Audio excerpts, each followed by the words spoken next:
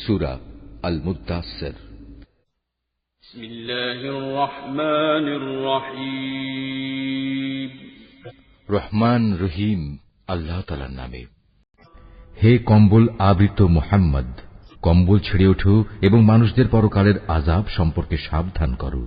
তোমার মালিকের শ্রেষ্ঠত্ব ঘোষণা করো আর তোমার পোশাক আশাক পবিত্র করো এবং যাবতীয় মলিনতা ও অপবিত্রতা পরিহার করো। কখনো বেশি পাওয়ার লোভে কাউকে কিছু দান করো না, বরং তোমার মালিকের খুশির উদ্দেশ্যেই ধৈর্য ধারণ করো। যেদিন সবকিছু ধ্বংস করে দেওয়ার জন্য সিঙায় ফু দেয়া হবে, সেদিনটি হবে সত্যিই বড় সাংঘাতিক। বিশেষ করে এই দিনকে যারা অস্বীকার করেছে তাদের জন্য এই দিনটি মোটেই সহজ বিষয় হবে না। তার সাথে বোঝাপড়া করার জন্য তুমি আমাকেই ছেড়ে দাও, যাকে আমি অনন্য ধরনের করে পয়দা করেছি। তাকে আমি বিপুল পরিমাণ ধন সম্পদ দান করেছি। তাকে দান করেছি সদা সঙ্গী একদল পুত্র সন্তান। আমি তার জন্য যাবতীয় সচ্ছলতার উপকরণ সুগম করে দিয়েছি। তারপরেও যে লোভ করে তাকে আমি আরো অধিক দিতে থাকব না, তা কখনো হবে না, কেননা সে আমার আয়াতসমূহের বিরুদ্ধ আচরণে বদ্ধপরিকর। অচিরেই আমি তাকে শাস্তির শীর্ষ দেশে আরোহণ করাবো। সে তো সত্য গ্রহণের ব্যাপারে কিছুটা চিন্তা ভাবনাও করেছিল, তারপর আবার নিজের গোঁড়ামিতে নিমজ্জিত থাকার একটা সিদ্ধান্ত করল। তার উপর অভিশাপ, সত্য চেনার পরেও কেমন করে সে পুনরায় বিরোধিতার সিদ্ধান্ত করল। আবারও তার উপর অভিশাপ নাজিল হোক। কিভাবে সে এমন সিদ্ধান্ত করতে পারল? সে একবার উপস্থিত লোকদের প্রতি চেয়ে দেখল, অহংকার ও দম্ভ ভরে সে তার ভ্রু কুঞ্চিত করল, অবজ্ঞা ভরে নিজের মুখটা বিকৃত করে ফেলল। অতঃপর সে একটু পিছিয়ে গেল এবং সে অহংকার করল। সে আরো বলল, এ তো আসলে আগের লোকদের থেকে প্রাপ্ত জাদুবিদ্যার খেল ছাড়া আর কিছুই নয়, এ তো মানুষের কথা ছাড়া আর কিছুই নয়। অচিরেই আমি তাকে জাহান্নামে প্রবেশ করাবো। তুমি কি জানো জাহান্নামের আগুন কি ধরনের? এটা এমন ভয়াবহ আযাব যা এর অধিবাসীদের জ্বালিয়ে অক্ষত অবস্থায় ফেলে রাখবে না, আবার শাস্তি থেকে রেহাইও দেবে না, বরং তা মানুষদের গায়ের চামড়া জ্বালিয়ে দেবে। তারপর আছে 19। আমি ফেরেশতাদের ছাড়া দোজখের প্রহরী হিসেবে অন্য কাউকেই নিযুক্ত করিনি এবং তাদের সংখ্যাকে আমি অবিশ্বাসীদের জন্য একটি পরীক্ষার মাধ্যম বানিয়ে দিয়েছি, যেন এর মাধ্যমে যাদের উপর আমার কেতাব নাজিল হয়েছে তারা আমার কথার উপর দৃঢ়ভাবে বিশ্বাস স্থাপন করতে পারে, এবং যারা আগে থেকেই আমার উপর ঈমান এনেছে তাদের ঈমানও এতে করে বৃদ্ধি পেতে পারে।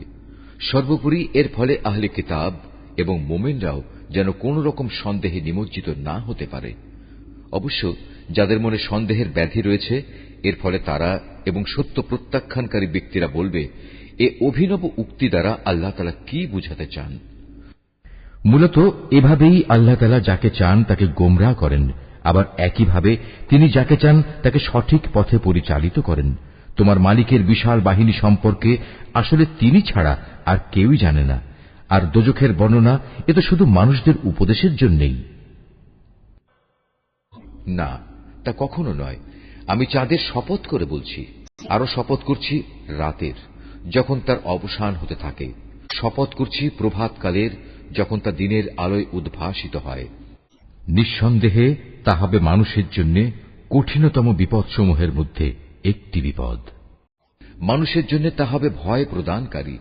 তোমাদের মধ্যেকার যে ব্যক্তি কল্যাণের পথে অগ্রসর হতে চায় এবং অকল্যাণের পথ থেকে পিছু হটতে মনস্থ করে, পৃথিবীর প্রত্যেক মানুষই নিজের কর্মফলের হাতে বন্দী হয়ে আছে, অবশ্য ডান দিকে অবস্থানকারী নেক লোকগুলো ছাড়া।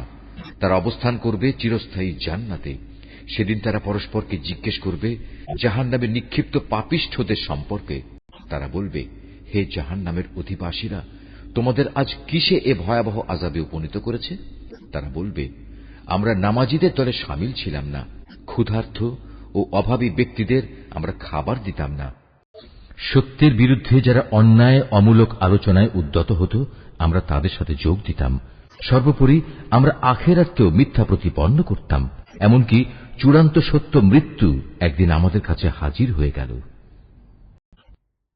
তাই আজ কোন সুপারিশকারীর সুপারিশই তাদের কোনো উপকারে আসবে না।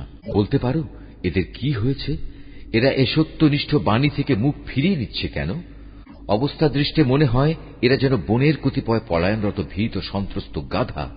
যা গর্জনকারী বাঘের আক্রমণ থেকে পালাতেই ব্যস্ত, কিন্তু তাদের প্রতিটি ব্যক্তিই চায় স্বতন্ত্রভাবে এক একটি উন্মুক্ত গ্রন্থ তাকে দেয়া হোক।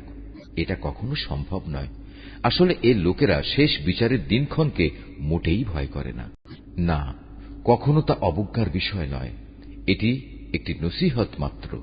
অতএব এক্ষণে যার ইচ্ছা সে যেন এ থেকে শিক্ষা গ্রহণ করে। সত্যি কথা হচ্ছে, আল্লাহ তাআলার ইচ্ছা ব্যতি রেখে তারা কখনো এ থেকে শিক্ষা গ্রহণ করবে না।